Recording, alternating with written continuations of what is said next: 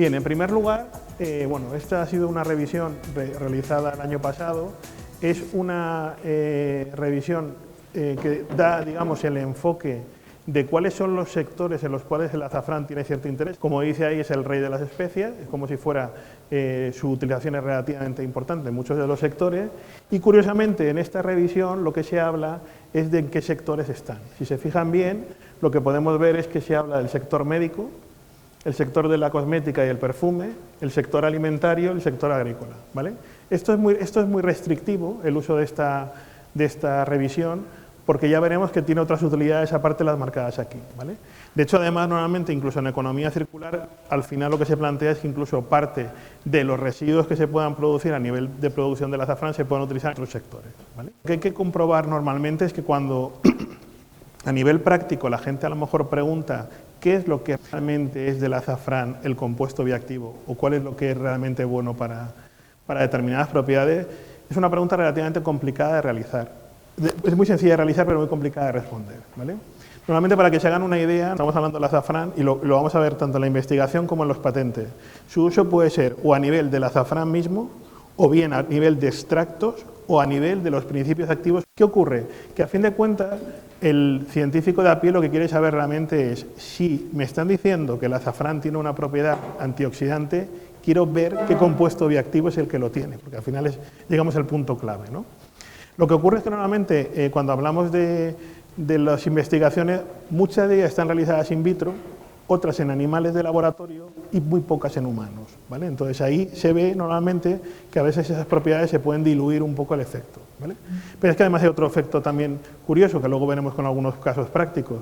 Un principio activo del azafrán que se pueda tener un posible efecto beneficioso, lo que no sabemos es si hay otro compuesto en el azafrán que tenga un efecto sinérgico o antagónico, ¿vale? Porque eso es una de las propiedades que da el juego justamente los alimentos como tal, ¿vale? Podemos tener, por ejemplo, uno de los principios activos, pero a lo mejor podemos potenciar el efecto con otro compuesto bioactivo que tenga el azafrán.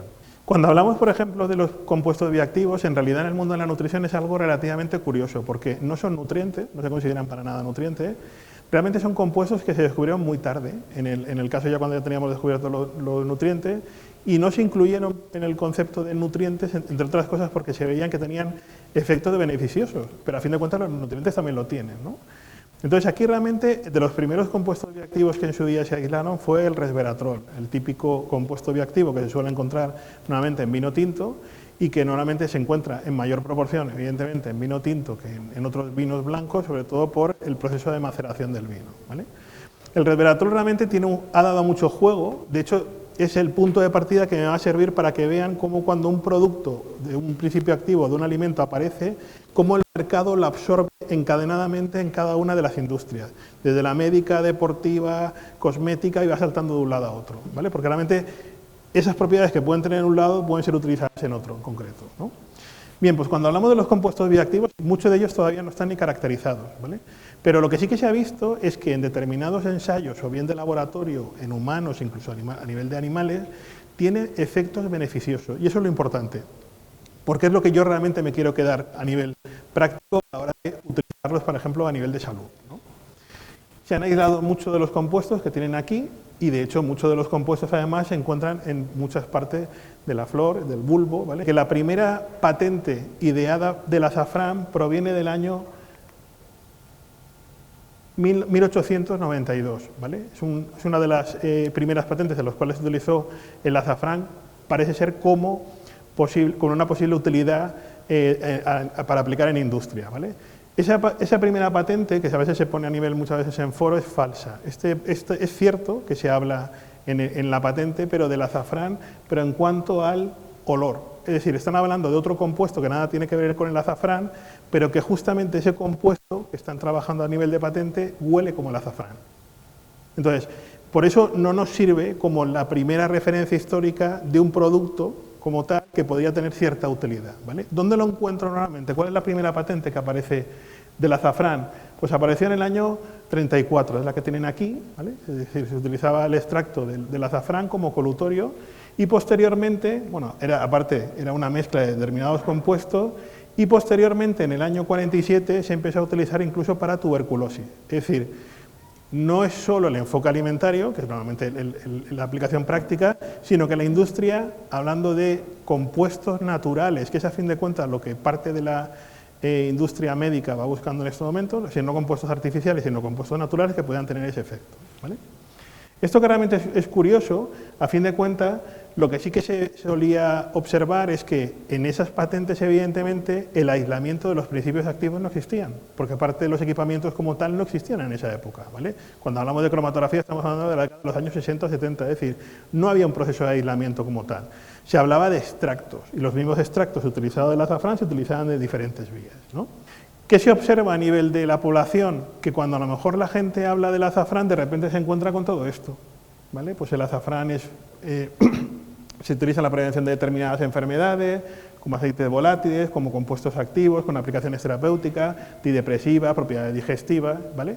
Eso en principio, que es muy habitual el consumidor que lo asuma como tal, a nivel de investigación lo que hay que es, de alguna manera, verificar si es cierto o no, ¿vale? Porque esto normalmente, al final, lo que confluye habitualmente en todo esto es si es cierto, ¿no? Esto es un problema que no solamente ocurre en el azafrán, sino ocurre en otro tipo de productos, porque los engloban dentro de un concepto que es el llamado superalimento, ¿vale? Es decir, a nivel práctico, y sobre todo en el campo de la ciencia de la alimentación, nunca encontraremos ningún superalimento, no existe. De hecho, nosotros a nivel de investigación, cuando hablamos de superalimento intentamos quitarlo. ¿Por qué? Porque hemos visto, por ejemplo, en muchos pacientes oncológicos que cuando están muy desesperados, cuando el tratamiento no funciona, se van al concepto que oyen fuera que son superalimentos, cuando en realidad no significa que no funcionen, sino simplemente en la desesperación buscan ese tipo de señas de identidad, ¿no? Entonces, a nivel práctico, evidentemente, el que un alimento sea un superalimento ya de por sí se descarta. ¿Qué es lo que hace que un alimento sea bueno o tenga propiedades? Sus compuestos bioactivos. Eso es lo que realmente hay que estudiar como tal, ¿vale? ¿Por qué la industria, cuando tiene un compuesto que puede ser interesante, lo deriva a diferentes industrias? Pues básicamente porque el principio, independientemente de que sea el alimentario, es que pasa por diferentes sectores. Por ejemplo, a nivel médico, a nivel deportivo, a nivel de cosmética y luego incluso a nivel de complementos alimenticios o de productos farmacéuticos no derivados de cosmética, ¿vale? Luego además, evidentemente, que veremos también que en el caso del azafrán es interesante porque vuelve de nuevo a funcionalidad agrícola, por ejemplo, para crecimiento de otro tipo de productos, ¿vale? Entonces vamos a empezar poco a poco con cada uno de ellos para ver un poco esas características, ¿vale? El azafrán, lo que se habla, por ejemplo, es que puede ser preventivo para la pérdida de peso. Sí que se ha visto en determinados estudios, si se fijan aquí, es que tiene dos efectos interesantes, ¿vale? Uno es que tiene un efecto saciante, ¿vale? Entonces, en los tratamientos para pérdida de peso, el efecto saciante es interesante, ¿vale? Porque lo que consigues es que, a fin de cuentas, el paciente consuma menos calorías y, a fin de cuentas, engorde menos, ¿vale? Entonces, tiene esa característica como tal, ¿vale? ¿Qué se observa también? Que tiene un efecto hipolipidémico, es decir, en pacientes incluso con obesidad, con un efecto en el cual tiene una alta cantidad, pacientes con hiperlipidemia, el efecto contrario, el azafrán puede de alguna manera revertirlo. Este efecto, que a veces no nos gusta nombrarlo como tal, porque es cierto que habría que verificarlo en un estudio muy generalizado, estamos hablando que a veces cuando ahondas en revisiones sistemáticas a lo mejor descartas muchas de ellas porque a lo mejor está planteado o en ratas de laboratorio, muy pocos en humanos, ¿vale? Entonces, por eso a la hora de citar determinadas propiedades hay que tenerlo siempre con cuidado, ¿vale?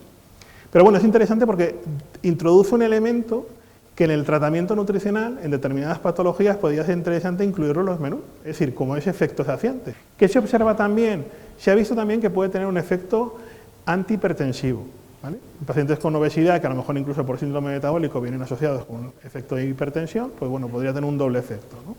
En el caso del efecto hipotensivo, tal y como aparece aquí, lo que se observa básicamente es que bloquea los canales de calcio, pero además tiene un efecto antioxidante y de aumento del óxido nítrico. El óxido nítrico es un vasodilatador, ¿vale? Es el compuesto que realmente suele actuar cuando actúa la Viagra, es decir, es ese vasodilatador. Entonces, en efectos hipertensivos lo que consigue es aumentar la dilatación y por lo tanto el efecto podría ser ese. Y entonces es interesante, ¿por qué? Porque se ve que ese efecto hipertensivo se ve en algunos de los estudios como tal, ¿vale?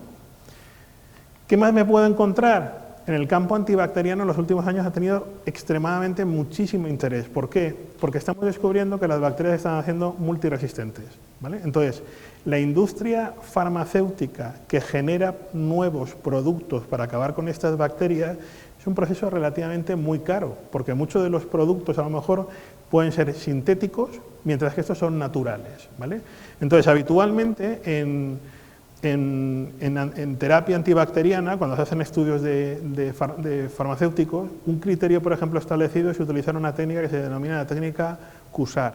La técnica CUSAR es un método, tú puedes delimitar si hasta ahora un fármaco que tenía un efecto antibacteriano con una estructura química, tengo algo similar en la naturaleza que pueda utilizarlo. Tiene un efecto interesante contra la salmonela, ¿vale?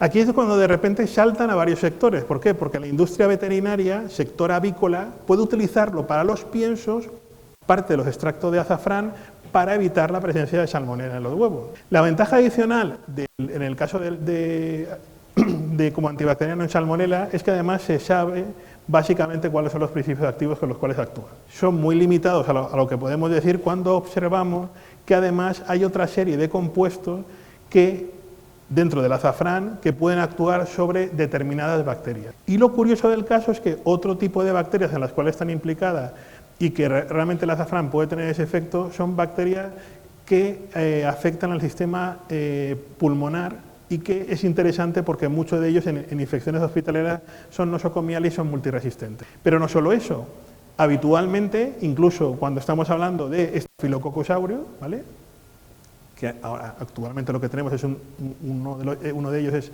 el Staphylococcus aureus multiresistente, es decir, ya parte de los fármacos que están utilizando no funciona, el azafrán y en concreto parte de algunos de los compuestos que tenemos aquí puede ser útil justamente para intentar destruirlo o al menos reducir su presencia como tal, ¿vale? Tanto Escherichia coli, la que normalmente se suele analizar, como la Escherichia coli o 157H7, que es una de las que normalmente suele producir parte de los problemas gastrointestinales más graves a nivel, por ejemplo, de consumo de productos cárnicos, ¿vale? Entonces, es interesante porque a efectos antibacterianos tenemos un elemento que puede ser interesante jugar ya con el principio activo, ¿vale? De hecho, los estudios en el campo de antibacterianos con compuestos del azafrán se han incrementado en los últimos años exponencialmente, ¿vale? Es interesante porque es un producto natural, volvemos al mismo concepto, el principio activo está ya prácticamente caracterizado en todo el barrido básico del azafrán, pero lo curioso del caso es que la investigación no acaba ahí, sino lo que intentan es averiguar es qué ruta bioquímica es la que hace que ese compuesto del azafrán destruya el poder bacteriano de esa bacteria. Tiene cierto interés. No acaban ahí las propiedades, ¿vale? En el caso, por ejemplo, de las úlceras, es habitualmente también que se utilice, ¿vale? El tratamiento es antibacteriano, porque antiguamente no era el concepto que se realizaba habitualmente. Lo que sí que se ha visto es que no hace falta utilizar además incluso esos tipos de antibacterianos que se estaban utilizando, sino se ha visto que justamente el azafrán como tal, y en concreto el compuesto bioactivo que tienen aquí abajo, es el que justamente puede tener un efecto contra el Helicobacter pylori. Es decir, nos encontramos ese tipo de herramientas interesantes porque hasta ahora el Helicobacter pylori no hemos encontrado como multiresistente, pero hay varios pacientes en los cuales los antibacterianos que se le está dando no los están eliminando. Bien porque a lo mejor están más endosados justamente en la pared gastrointestinal y es más difícil que el fármaco actúe, o bien porque el Helicobacter pylori ya se está formando esa multiresistencia. Por lo tanto, hay que tirar por la línea de otro tipo de compuestos que se puedan utilizar, ¿vale? En el caso, por ejemplo, estrella, sobre todo cuando hablamos del azafrán, es cuando hablamos del poder antioxidante, porque el poder antioxidante es el que va a jugar básicamente con muchas de las propiedades que luego vamos a ver, ¿vale? ¿Qué vemos habitualmente? Bueno, pues por ejemplo, aquí lo que se está observando es que en el caso del compuesto bioactivo extraído del azafrán, en dispersiones lipídicas, puesto que son más fácilmente, son liposolubles, muchos de los compuestos bioactivos, nos permite de alguna manera nanoencapsularlos para utilizarlo, por ejemplo, a nivel de investigación o incluso a nivel de determinados ensayos clínicos, ¿vale? El principio activo del azafrán me llegue al lugar donde tiene que actuar, ¿vale? Entonces, es una molécula que nanoencapsulada funciona bien, por lo tanto es una manera de aplicarla como tal, y eso serviría un poco para ver tratamientos directos, que es lo que a fin de cuentas básicamente lo que nos interesa como tal, ¿vale? ¿Qué más se observa? Pues en el caso de la diabetes ocurre, lo he puesto aquí como ejemplo porque esto en investigación suele pasar mucho, ¿vale? Este estudio, por ejemplo, se publicó ya hace unos años, ¿vale? Y bueno, lo que se observaba básicamente es que el azafrán tenía un efecto antidiabético relativamente interesante, ¿vale? Y se justificaba aparte de esa investigación, ¿vale? Unos años más tarde salió este artículo que decía que justamente no. Eso en investigación y a nivel divulgativo choca mucho, porque de repente, ostras, pues están diciendo que sí, pero ahora llega otro estudio que dice no, ¿no? Pero normalmente esto al final lo que tenemos que utilizar son las revisiones sistemáticas, que al final cuando hacen un barrido general de todo te va indicando cuál sería lo mejor, ¿vale? Pues en el caso del azafrán como antidiabético, un año más tarde sale otro estudio que sí que dice que sí. O sea, eso es muy habitual, ¿no? Este tipo de juegos como tal, ¿vale? ¿Qué se observa habitualmente? Que independientemente de que cada estudio diga una cosa distinta, básicamente esos estudios están realizados con varias variables y cada variable puede ser que en una te digan una cosa y en otra. Por ejemplo, bien porque a lo mejor se está trabajando con rata de laboratorio o con humanos, primera variable. Dos, que a lo mejor la concentración del principio activo que se está dando es distinta entre ellos. Que incluso el formato en el cual se está dando sea distinto, ¿vale? O sea, cuanto más variables se incorporan, más complicado es sacar una conclusión, básicamente, ¿vale? Independientemente o no, el efecto antidiabético del extracto del azafrán sí que se ha visto que tiene cierto interés, sobre todo como una oportunidad nueva para determinados fármacos que son de una manera como un extracto natural, ¿no? ¿Qué se observa básicamente en el concepto de antidiabético? Pues bueno, básicamente se observa todo lo que tenéis aquí. El efecto antidiabético lo que hace es que en cierta manera repercute en que modula en los pacientes diabéticos, por ejemplo de tipo 1, lo que es parte de la insulina. Recuerden que normalmente cuando hablamos de la diabetes de tipo 1 y de 2, es que el paciente de tipo 1 no está generando insulina o lo está generando en muy pocas concentraciones. Un paciente de tipo 2 puede ser que incluso esté generando incluso más insulina que un paciente normal. Lo que pasa es que no se adapta justamente a la glucosa. La insulina no es más que una molécula que atrapa la glucosa en sangre y es una puerta de entrada para liberarlo de la sangre para bajar la glucemia, ¿no? Entonces, este tipo de sustancias tienen interés porque no solo se ha visto que actúan a nivel de la insulina, sino tienen además una serie de propiedades en relación a la diabetes que pueden ser interesantes. Pues desde que en principio la resistencia a la insulina, que es un efecto que se observa en la diabetes de tipo 2, puede tener un efecto, parece que lo va disminuyendo y por lo tanto en los pacientes que tienen esa diabetes de tipo 2 que van con una medicación podrían modularla y por lo tanto el uso de ellos en los menús para diabéticos es interesante porque incorpora una alternativa nueva, ¿no? ¿Qué más tenemos? Bueno, pues aquí incluso se ha utilizado, si se fijan, como ingredientes para determinados panes, ¿vale? Este pan que tienen aquí es un pan sueco, ¿vale? Habitual y que está hecho justamente con azafrán, el color que tiene es del azafrán, ¿vale? Bueno, pues justamente este ingrediente utilizado como tal se ha utilizado para menús de diabéticos, en los cuales se puede incorporar, porque normalmente siempre se oye el concepto de es que hay que quitar el pan porque engorda y tal, engorda todo. O sea, quiere decir, lo que pasa es que en el instante en que tú, cuando haces una planificación dietética, el pan lo que te sirve justamente es para modular las kilocalorías. Entonces, si tú tienes algún tipo de alimento en lo cual puedes incorporar un pan que encima tiene un efecto antidiabético, incorporas un elemento más de calidad a la vida del paciente, ¿no? Entonces, este tipo de cosas tienen cierto interés como tal, ¿vale? Luego entra en el campo del anticancerígeno. Normalmente cuando una sustancia es antioxidante puede ser que básicamente tenga ciertas propiedades anticancerígenas, ¿vale? ¿Qué se ha visto? Bueno, pues si se fijan, muchos de ellos los ensayos son in vitro, ¿vale? Es complicado porque además cuando hablamos de un cáncer, que es una enfermedad multifactorial y que además depende del tipo de órgano en el cual actúa, hoy en día la oncología, a la hora de tratar, o hasta hace poco tiempo, el procedimiento es cuando tú ibas al oncólogo, te derivaban o al oncólogo pulmonar o al de mama. Hoy en día eso no tiene básicamente mucho sentido porque lo que se hace es el enfoque habitualmente con el tipo de cáncer. El problema es que tú tienes un cáncer en una zona determinada es que este se puede ir a otra zona de tu cuerpo, ¿vale? Entonces, en principio, es más interesante detectar el tipo de célula cancerosa que hay para poderla tratar. Y eso es el enfoque nuevo de la oncología, ¿no? Entonces, en principio, a nivel de células in vitro se ha visto esa cierta utilidad. Se ha visto incluso pues, a nivel de otros ensayos, otros modelos de células, por ejemplo prostáticos, ¿vale? o cualquier tipo de cáncer en concreto, y de hecho en la revisión que les he puesto al principio sí que vienen específicamente algunos de los cánceres los cuales se han estudiado y qué tipo se ha hecho, o bien con células, o con ratas, o en seres humanos, ¿vale? ¿Qué más se ha visto? Bueno, pues que se ha visto que además tiene una serie de propiedades a nivel anticancerígeno no solamente como quimiopreventivo en los tratamientos en los cuales son pacientes con quimioterapia, sino que al mismo tiempo como tratamiento tumoricida, ¿vale?, para determinados tumores como tal, ¿vale? Entonces puede resultar interesante. Sí que es cierto que a nivel de nutrición nosotros no somos muy partidarios justamente de hablar de este tipo de propiedades porque puede dar causa de confusión a los pacientes. Yo lo que siempre apoyo habitualmente es que si tiene algún tipo de propiedad beneficiosa, que se pueda incorporar en la alimentación normal, ¿vale? Y yo creo que teniendo un alimento de estas características en los cuales lo puedes incorporar tanto en determinados productos, porque su base se puede utilizar, como han visto, como en panes o en otro tipo de productos, sería algo interesante incorporar, ¿vale? Por lo tanto, bueno, es un factor a tener en cuenta, ¿vale? Luego se ha visto habitualmente incluso en el caso del Alzheimer, ¿vale? Normalmente cualquier producto que a veces aparece como antioxidante en Alzheimer ocurre 3/4 de lo mismo, suele aparecer como producto a utilizar, ¿vale? ¿Qué se ha visto? Bueno, pues si se fijan aquí, el uso del extracto soluble utilizado en alguno de los tratamientos podría ser no preventivo de Alzheimer, sino disminuir la sintomatología y por lo tanto, en cierta manera, aumentar la calidad de vida, ¿vale? Bueno, es una de las características a tener en cuenta, ¿vale?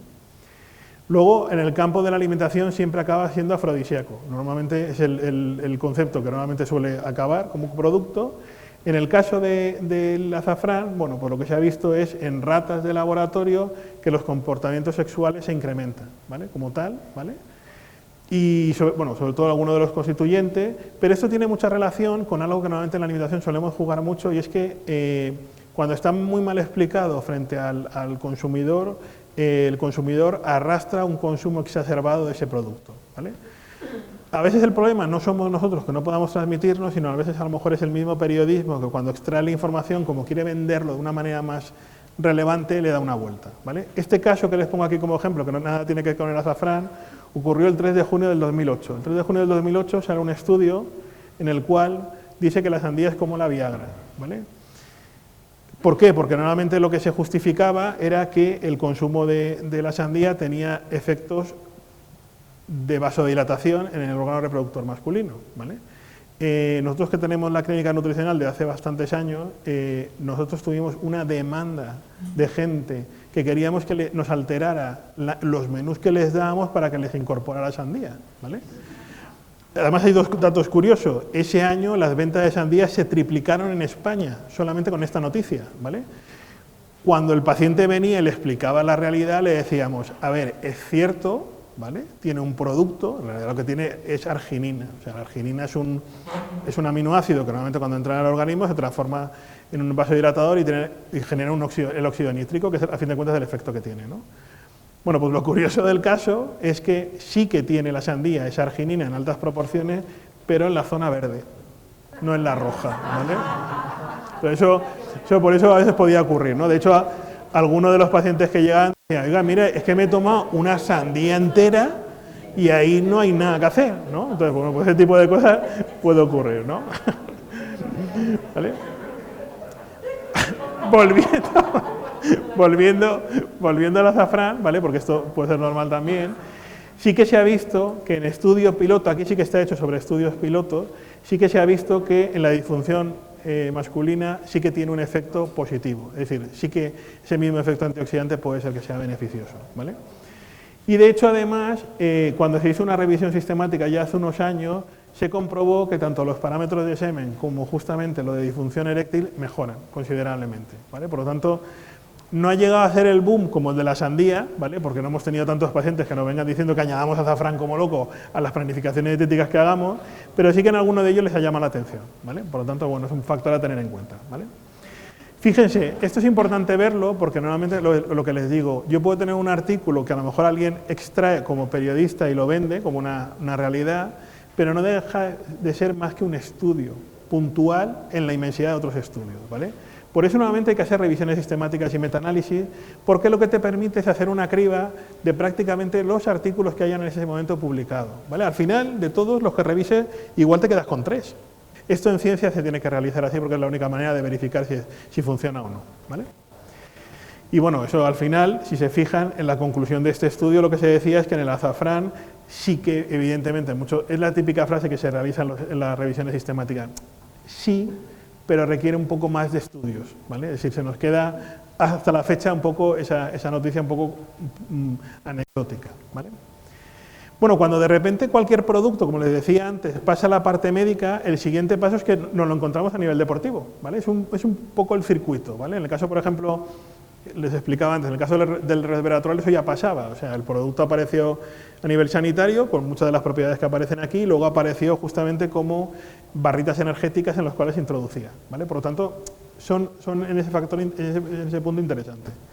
A nivel deportivo, por ejemplo, aunque hay pocos estudios, les he puesto uno de ellos, es justamente en mujeres sedentarias, en las cuales normalmente cuando se les plantea la posibilidad de que empiecen a realizar actividad física para adelgazar, ¿vale?, y que hagan algún tipo de deporte, permite de alguna manera, tal y como aparece ahí, ver efectos antiinflamatorios, ¿vale? Entonces, es interesante porque normalmente cuando tú planteas un tratamiento nutricional va asociado a la actividad física.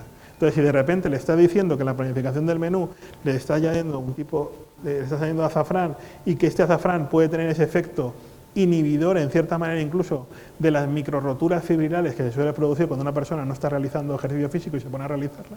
Sí, normalmente, hasta hace poco tiempo se hablaba de que las agujetas se producían porque se generaban cristales de ácido láctico, ¿vale? Hasta que algún científico curioso dijo, a ver, pongamos las condiciones ambientales a nivel muscular y pongamos ácido láctico, y eso no cristalizaba ni por saber morir, ¿vale? Bueno, no tenía sentido, entonces la gente pues consumía más azúcar para evitar un poco esas agujetas. Hoy en día lo que se sabe es que normalmente las lesiones musculares se producen por las microroturas fibrilares, es decir, son microlesiones de gente que no está realizando actividad física, se pone a realizarla de manera habitual, son muy intensas, y ese pequeño roce puede generar ese pequeño rotura que genera esa inflamación y genera ese dolor, ¿vale? Entonces, normalmente lo que se ha visto es que para evitar esas inflamaciones originadas por las microroturas fibrilares que pueden originar las agujetas, el interés podría ser el uso del azafrán a nivel de incluso de bebidas deportivas, ¿vale? Entonces, da juego, ¿no?, en ese aspecto como tal, ¿vale?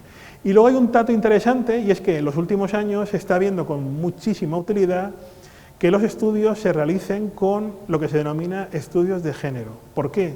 Porque hasta hace poco tiempo, cuando se realizaban estudios generales, siempre se hacía sobre el varón, habitualmente. ¿Por qué? Porque como el estudio era muy largo, cuando la mujer a lo mejor tenía la regla, habitualmente desestabilizaba los parámetros bioquímicos. Entonces siempre se había centrado en el varón.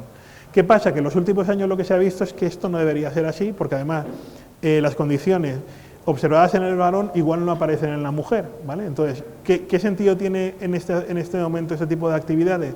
Que el uso de investigaciones enfocadas en la mujer amplía un poco el conocimiento. Y en el caso, por ejemplo, de esas agujetas generadas a nivel femenino cuando empiezan a hacer deporte, podría ser interesante el consumo del azafrán, ¿vale?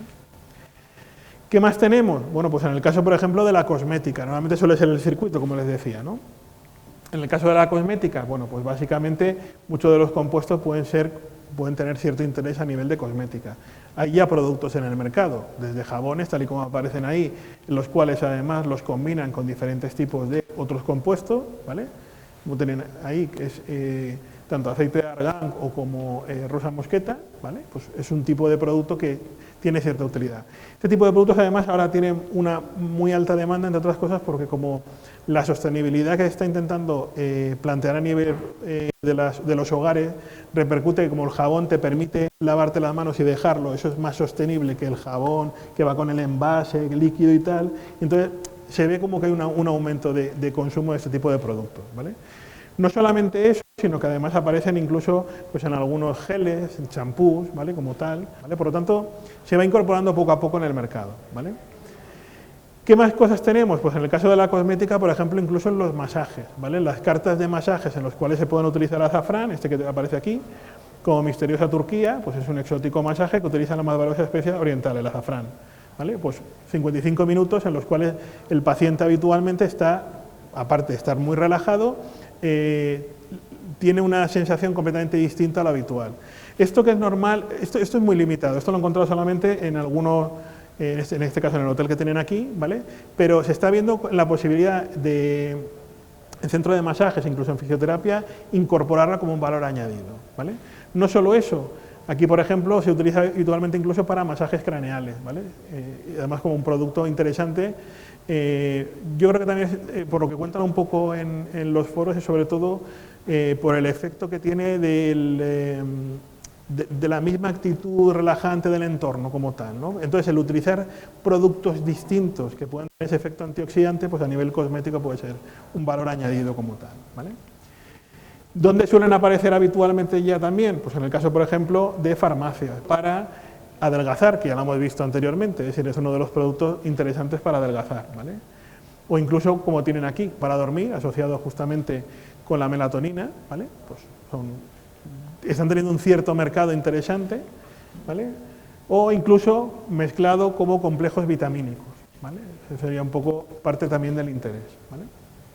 ¿Qué me encuentro también? Pues bueno, evidentemente el producto del regulador del sueño tiene cierto interés, se ha visto además en varios productos sobre todo, luego veremos el porqué, pero básicamente, aparte de conciliar en cierta manera el sueño o su consumo, aumenta el ánimo, ¿vale? Entonces es como una especie de condicionante de producto que puede tener cierta utilidad, ¿vale? O por ejemplo, en el uso por ejemplo de lo que son las cápsulas, lo mismo, para reducir el peso, ¿vale? O bien ya directamente como extracto de azafrán, ¿vale? O bien, pues como tienen aquí, ¿vale? Son diferentes jugos, da juego para todo. El producto farmacéutico en este aspecto, una vez utiliza el producto, lo va a utilizar para todo, básicamente, ¿vale? Se incorpora también como otra propiedad, y digamos se cierra un poco el circuito, de nuevo en el sector agrícola. Se ha visto, por ejemplo, que el extracto de azafrán es interesante como un componente antioxidante, y de hecho se utiliza para el tomate, para el cultivo del tomate, porque lo que hace es que parece ser que frena parte de la contaminación fúngica que pueda aparecer en el tomate, y al mismo tiempo, al menos en los estudios que se han realizado hasta ahora, el tomate tiene una mejor calidad, ¿vale? Entonces es un dato interesante a tener en cuenta, ¿vale? Yo creo que el enfoque es que el extracto va a utilizarse incluso como antivírico, ¿vale? Antifúngico y antibacteriano, y antiparasitario, que ahora veremos a mí que se utiliza como tal, ¿vale? Vale, esto en principio también, lo que se observa, siguen habiendo revisiones, es decir, no es un tema que se quede como en el olvido. Puntualmente cada 2 o 3 años suelen salir revisiones de este tipo y actualizar un poco la información que hay, ¿vale? Estas son algunas de ellas, ¿vale? Y esta en concreto, en la que hemos puesto ahí, está especificado básicamente el estudio si está realizado en animales o no. Es un factor a tener en cuenta porque normalmente, estábamos hablando antes con Pedro, normalmente ese tipo de estudio sí que es cierto que son más caros porque requiere que al tener un ensayo clínico pues tiene que tener un seguro el paciente y además son estudios más a largo plazo. Tienes que controlar muchas cosas de la alimentación, ¿vale? Porque si tiene un poder antioxidante ya tienes un efecto inmediato.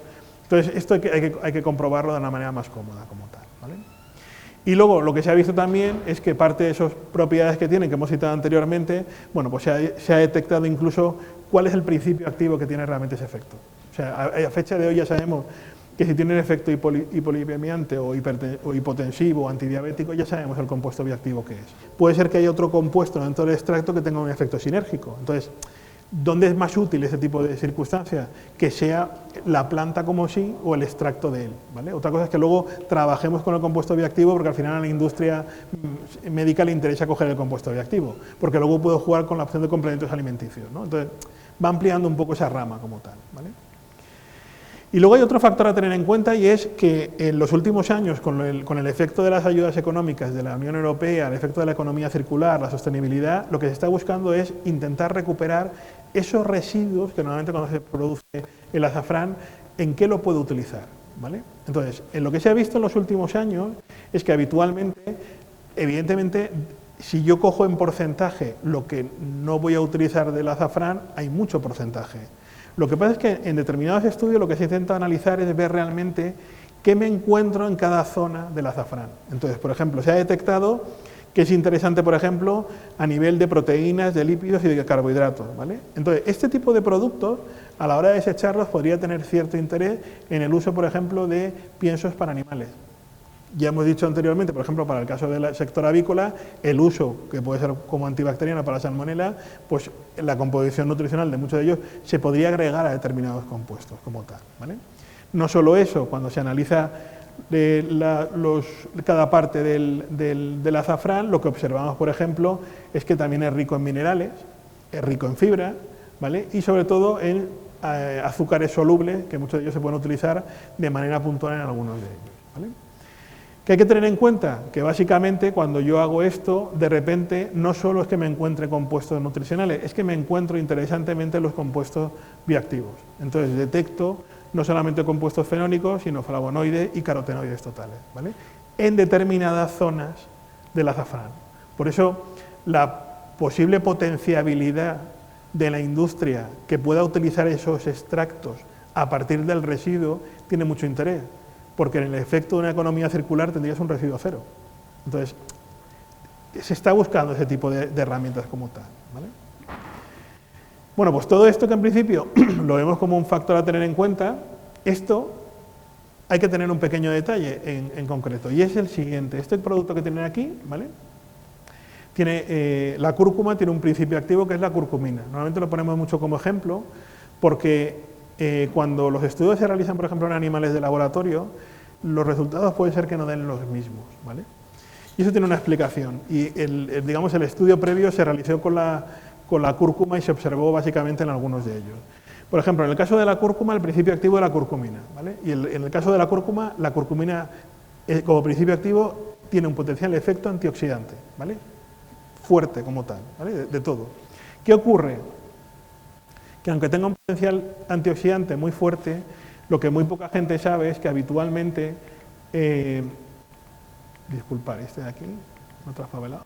En el caso de la curcumina, la absorción de la curcumina directa es muy baja en el organismo.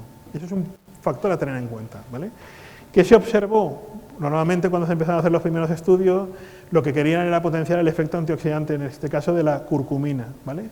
Pero hay un compuesto, hay un preparado alimenticio que es el curry, y el curry realmente lo que lleva es pimienta asociada a la cúrcuma. Entonces, en la pimienta lo que hay es piperina, que es el principio activo, y en la cúrcuma están los curcuminoides, en este caso la curcumina. Se observó que aquellos pacientes que consumían curcumina más pimienta, o sea, consumían curry, la biodisponibilidad de la curcumina aumentaba bastante, ¿vale? Y de hecho el 100% se absorbía, ¿vale? Esto que relativamente es interesante, es importante tenerlo en cuenta por una razón, por esto que tienen aquí. Aunque los estudios hablan de que si yo cojo el azafrán y tengo un extracto y tengo estos principios activos, lo que hay son muy pocos estudios que hayan hecho la biodisponibilidad y la bioaccesibilidad, que son dos conceptos distintos. Es decir, yo puedo tener el azafrán y sé que si a lo mejor yo lo consumo, en sangre tiene que aparecer los compuestos bioactivos, eso lo tengo claro. Pero la cuestión es, ¿cómo y en qué proporción? ¿Y qué factores hay que tener en cuenta? Pues hay dos, básicamente. Uno es la bioaccesibilidad. El bioactivo lo tengo en el azafrán y lo consumo, desde que llega desde la boca hasta que llega por todo el sistema gastrointestinal, la accesibilidad va cambiando, porque depende incluso de factores alimenticios que pueda tener. Por lo tanto, no voy a absorber el 100%, eso está claro. Pero puede ser que en el proceso de degradación del azafrán, parte de esos compuestos bioactivos se permitan asociarse con otros compuestos de la absorción y que estos aparezcan en sangre en mayor proporción. Esto además va asociado a otro concepto un poco distinto, que es cuando hablamos justamente de la bioaccesibilidad y de la bioactividad. ¿Por qué? Porque a lo mejor puede ser, que eso todavía está en estudio, que en los últimos años tiene cierto interés lo que es la microbioma intestinal. Entonces, en el caso de la microbioma intestinal, puede ser que a lo mejor un paciente que a lo mejor está tomando por ejemplo azafrán, y como a lo mejor decía Pedro, en el caso por ejemplo de las heces, yo ya las veo que tienen un color determinado del azafrán, puede ser que incluso a nivel de la microbioma tenga un efecto beneficioso, porque nuestra microbioma no es fija a lo largo de nuestra vida, va cambiando. Y si yo tengo que reponer mi microbioma, habitualmente porque a lo mejor tengo una diarrea, el uso de estas sustancias podrían tener un efecto beneficioso, porque si no se absorbe, en parte, hay una parte que se absorbe y otra no, la que no se absorbe tiene interés porque una vez llega a la zona de la microflora intestinal, lo que provoca es que si hay una flora mala, de cierta manera, Escherichia coli entre ellas, ese principio activo destruiría Escherichia coli y dejaría o favorecería el crecimiento de la flora buena, ¿vale? Por lo tanto, tiene cierto interés, ¿vale? Ese tipo de cosas, ¿no? Por lo tanto, nunca hay que olvidar, por eso les planteaba tanto los dos conceptos de bioaccesibilidad y bioactividad. ¿Cuál es la cuestión? Pues que en el caso de la curcumina sí que está clara, que es la que hemos contado antes, y en el caso del azafrán solo hay un estudio en el cual se empieza a estudiar este tipo de bioaccesibilidad y biodisponibilidad, que es el que tienen aquí, ¿vale? Que en este caso se hace para estudiar in vitro la permeabilidad intestinal y en sangre, a nivel cerebral, porque lo que necesitamos es que si el azafrán tiene principios activos antioxidantes y va a actuar a nivel del Alzheimer, es si traspasa la barrera cerebral para actuar a nivel del Alzheimer, y si a nivel intestinal lo mismo, ¿vale? Desgraciadamente el único estudio es in vitro, es decir, no está realizado un estudio en seres humanos, y la pregunta que habitualmente siempre surge es, vale, si yo consumo tanto azafrán con este principio activo, ¿cuánto me queda en sangre? Mucha variable. O sea, eso no se ha estudiado todavía, sobre todo porque hay mucho juego, otra serie de factores que hay que tener en cuenta, desde la microbioma que se están consumiendo o que otros alimentos podrían tener un efecto o sinérgico o antagónico, ¿vale? Entonces eso es importante tenerlo en cuenta, ¿vale?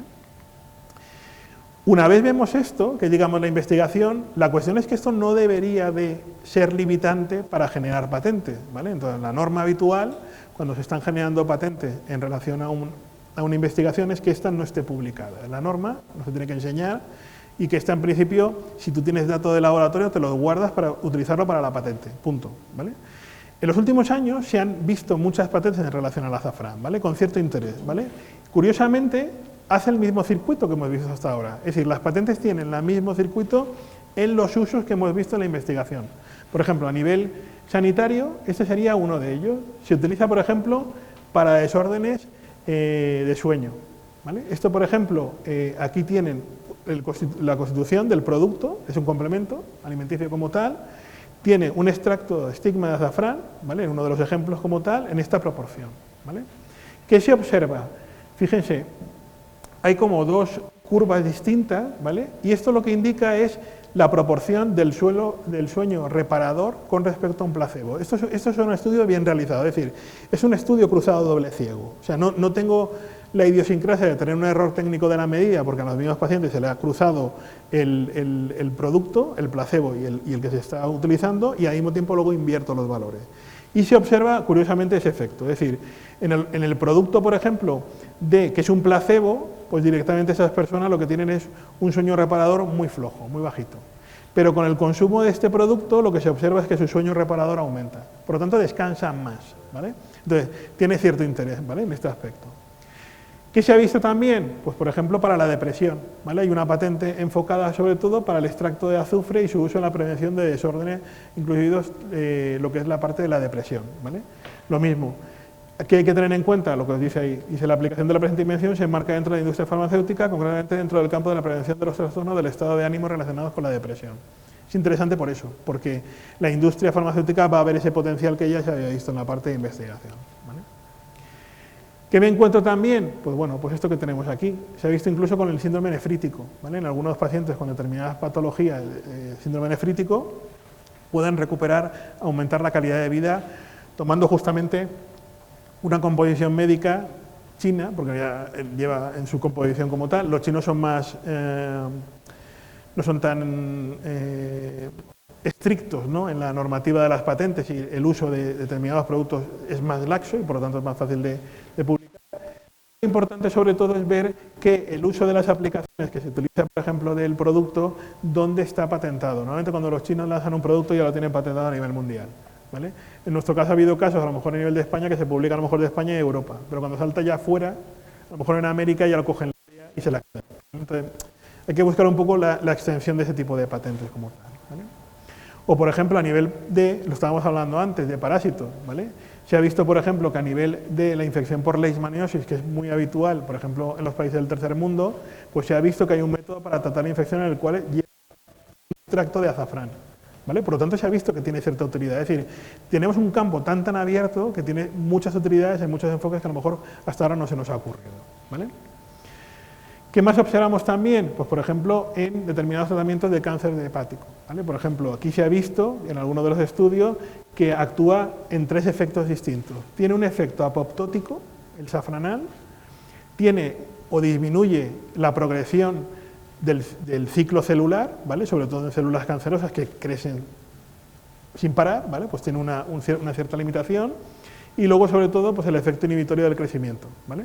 Es decir, se están vendiendo este tipo de productos a nivel de patentes. Que luego se esté utilizando a nivel oncológico es otra historia, ¿vale? Pero se empiezan a mover este tipo de cosas, ¿vale? O, por ejemplo, esto que habitualmente que tenemos aquí, el uso del azafrán, ¿vale?, y algunos de los principios activos, justamente como efecto saciante y para tratar la obesidad, ¿vale? Entonces, esto que ven aquí son los datos curiosos. Miren, este es el grupo 1, que tal y como tienen aquí, es el efecto placebo, ¿vale?, el que está aquí más oscuro, ¿vale? Este que está aquí más clarito sería el grupo 2, que es el que lleva los extractos de estigma del azafrán, ¿vale? Bien, si se fijan, lo que se observa es que el efecto de la sensación de hambre en aquellos grupos que toman justamente ese extracto disminuye lo que es la sensación de hambre, relativamente más que el efecto placebo. Primer punto, por eso es importante a nivel de obesidad.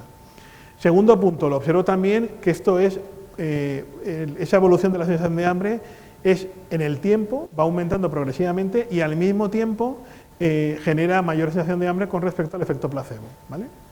Y luego lo otro curioso, que es lo que tienen aquí, que es justamente en cuanto a la reducción de la masa corporal, ¿vale? El extracto de azafrán, utilizado como tal, se observa que en cuanto al peso con el uso del efecto placebo, permite perder más de 1,27 kilos al mes con respecto al placebo. Pero no solo eso, con respecto a la masa grasa, los adipocitos, se pierde hasta 1,28. Y en el caso de la masa magra como tal, lo que ocurre es que es menor. Si se fijan aquí, los colores se invierten. El blanco estaría aquí, pero es cero. O sea, significa que el extracto de azafrán no solamente provoca la pérdida de peso y de masa grasa, sino que no tiene ninguna afectación a nivel de la masa muscular. Eso tiene una rápida, un rápido ejemplo y es el siguiente. Y hay que irse un poco a una historia farmacológica, que es la que tienen aquí, que es el minoxidil. El minoxidil, si lo saben como tal, fue un fármaco originariamente que se utilizó como antihipertensivo, ¿vale? Era un fármaco habitual y en los primeros estudios que se observó, el efecto que se veía era que a esos pacientes les crecía más el pelo. Pero era un fármaco oral, ¿vale? Y la patente estaba hecha para un fármaco oral. ¿Qué pasó? Que a un espabilado, y no era la misma industria que generó el producto, lo que dijo fue, si tú me estás diciendo que el minoxidil está haciendo crecer el pelo, lo que tengo que hacer es ahora coger ese compuesto, ver en qué dilución la tengo que plantear para provocar esto. Y el minoxidil lo hace. ¿Por qué pongo este ejemplo? Porque curiosamente esta patente tiene este efecto con respecto a la obesidad.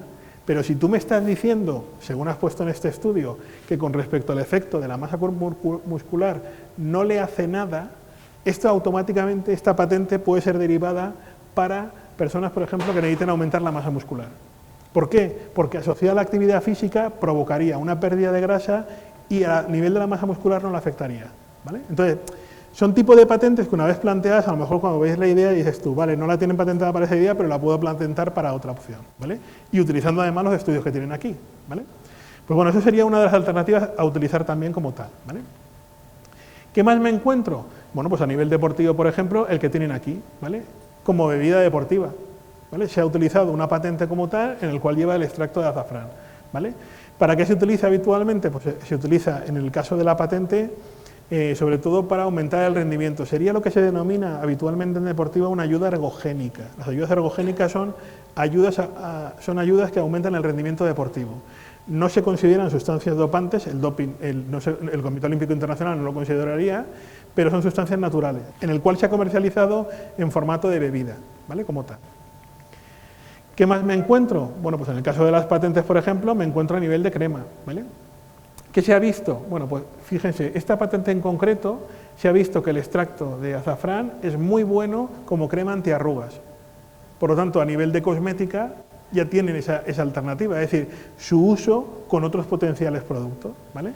Entonces, esta es una de las patentes, ya es antigua, del año 2001, pero se ha empezado a ver un poco qué concentración de azafrán o de extracto de azafrán debería utilizar en esas cremas para intentar ampliarlo para otros productos, ¿vale? Básicamente, en el estudio que está realizado del año 2001 hasta el 2021, ese extracto de azafrán se ha utilizado para las antiarrugas en todas estas zonas, ¿vale? Entonces, es interesante porque se ha visto que esas arrugas van desapareciendo, se va manteniendo ese contorno de piel original como tal y resulta un factor interesante a nivel de estética, ¿vale? Por lo tanto, otro factor a tener como tal en cuenta, ¿vale? ¿Qué más tiene? Bueno, pues volvemos al caso de la farmacia y, por ejemplo, en este caso en concreto, se ha visto, por ejemplo, que la crocentina puede ser interesante a nivel de la industria farmacéutica para la formación de peróxido y oxígeno. Por lo tanto, puede ser interesante porque a menor producción, sin añadir estos productos, tienes una mayor rentabilidad en cuanto al producto, ¿vale? Bueno, pues la industria farmacéutica lo ve como algo interesante como tal, ¿vale? O bien incluso como repelente antimosquito. Se ha visto, por ejemplo, que para el mosquito tigre funciona también, ¿vale? La patente establecida por ellos también lo planteaba como tal. Es cierto que es aquí además indica la mezcla, son entre 0,2 a 1 gramo de azafrán, en el cual además, bueno, pues hacen la preparación, pero ahí es donde viene el interés. Si yo tengo la combinación de ese azafrán para el uso de de antirrepelente de mosquitos, el uso con otra serie de compuestos como el limoneno, pues podría tener otra utilidad, ¿no? Entonces, son patentes interesantes en ese aspecto, porque a fecha de hoy comercializadas no lo hay, ¿vale? En el cual combinen las dos alternativas, ¿vale? ¿Y qué más tenemos? Pues, por ejemplo, como colorantes naturales, por ejemplo, para el pelo, ¿vale? O sea, normalmente esta es una de las mezclas comercializadas como patente en el cual se utiliza para coloración del pelo, ¿vale? Entonces lleva, entre otra serie de compuestos, algún principio activo en relación con el azafrán, ¿vale? ¿Por qué? Porque normalmente el consumidor está muy propenso a comprar productos de origen natural, y si le estás indicando que este tipo de producto tiene ese enfoque de un extracto de un producto natural, es más propenso a comprarlo, ¿vale? Por lo tanto, puede resultar interesante, ¿vale? ¿Qué ocurre cuando llegamos aquí? ¿Qué hacemos en este camino? Bueno, pues para que se hagan una idea, es hasta dónde podemos ir justamente con el azafrán. Hemos dicho todos los sectores que tiene el anterior, pero a nivel alimentario también lo tiene. Este fue, por ejemplo, una patente para la preparación de un licor de crema de azafrán, ¿vale? Bueno, pues este tipo de patentes pueden surgir como tal, ¿vale? Es decir, el campo está abierto a una serie de productos que ustedes, a lo mejor, desde el punto de vista que tienen a lo mejor comercial o divulgación, pueden pensar que, ¿y lo puedo aplicar a este sector? Probablemente sí, ¿vale? La cuestión es que siempre, nosotros en las facultades siempre decimos lo mismo: si tienen una muy buena idea, no se lo digan a nadie, ¿vale? Paténtenla primero, ¿vale? Y sobre esa base ya luego la cuentan, ¿vale? Porque si no, automáticamente no serviría, ¿vale? Y esa es un poco la idea de la presentación. No sé si he ido muy rápido, no sé al final, pero bueno, al final es un poco la idea, ¿vale? Muy intenso, ¿eh? La verdad que pongamos un poco el azafrán en su vida, es increíble, ¿eh? Ha hablado de muchas cosas y creo que hay como para preguntar y curiosear un poco, ¿vale? Así que voy pasando el micrófono y... Un momentito, José Miguel. Sí que aparece reflejado la cantidad, dependiendo si es el principio activo o el extracto. Eso sí que viene indicado. Por lo tanto, la variabilidad aparece en todos. La pregunta clave que yo creo que es que mucha gente a lo mejor nos plantea es, vale, de eso que yo a lo mejor quiero consumir, ¿cómo tengo yo ese efecto en el organismo? Ese es el misterio por ahora que hay. Es decir, no hay ensayos clínicos en los cuales lo podamos determinar porque hay muchas variables en juego. Pero lo que es cierto que lo que hay publicado, al menos, sí que te indica que el camino es el correcto. O sea, yo creo que la idea va un poco por ahí, ¿vale? Lo que pasa es que yo creo que la misma industria, como ha visto ese potencial, no se para a analizar eso que está planteando, sino lo que dice, ahora lo llevo a otra industria, pues a la farmacéutica, a la agrícola, a la cosmética, porque da mucho juego, ¿no? Y porque realmente se han dado cuenta que esos productos, sobre todo al principio, son muy vendibles. O sea, la gente los compra porque ve ese carácter natural, ¿no? Entonces, está interesante por eso. Yo trabajo en la UCLM actualmente. Yo en el 2018 tuve un contacto con Gonzalo Alonso, Julio Escribano, José Antonio Fernández, que trabajan allí, y trabajaba en liberación controlada de fármacos antivirales. Y bueno, pues en estas publicaciones en las que se ponía como antitumoral, pues lo estuvimos probando con unos compuestos químicos, y se cruzó en mi camino el extracto de cuerna de ciervo en crecimiento.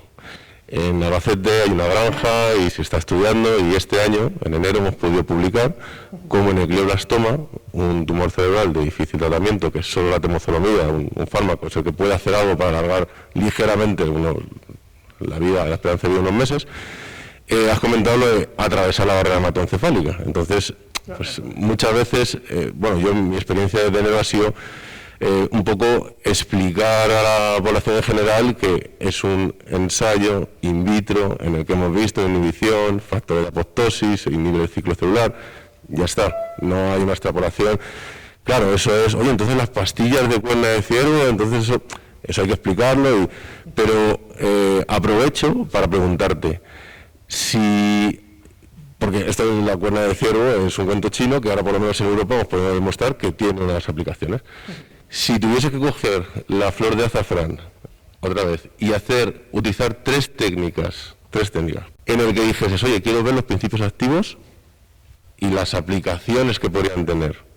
Se vendería muy bien primero como anticancerígeno, pero ahí es donde está el problema fundamental, que es que los tipos de cánceres son distintos.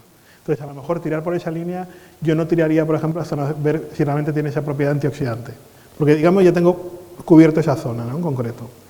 Luego, en concreto, aparte de esa propiedad antioxidante, va asociada, por ejemplo, a todo lo que es sistema gastrointestinal. A lo mejor podría ser, como se ha planteado aquí, que a lo mejor tenga a lo mejor algún efecto a nivel de obesidad. Porque si tienes el de obesidad ya te permite jugar para tratamientos, para pérdida de peso, pero incluso para fortalecimiento de masa muscular para deportiva. O sea, yo creo que hay que buscar la vertiente en la cual puedas jugar con varias variables, ¿no?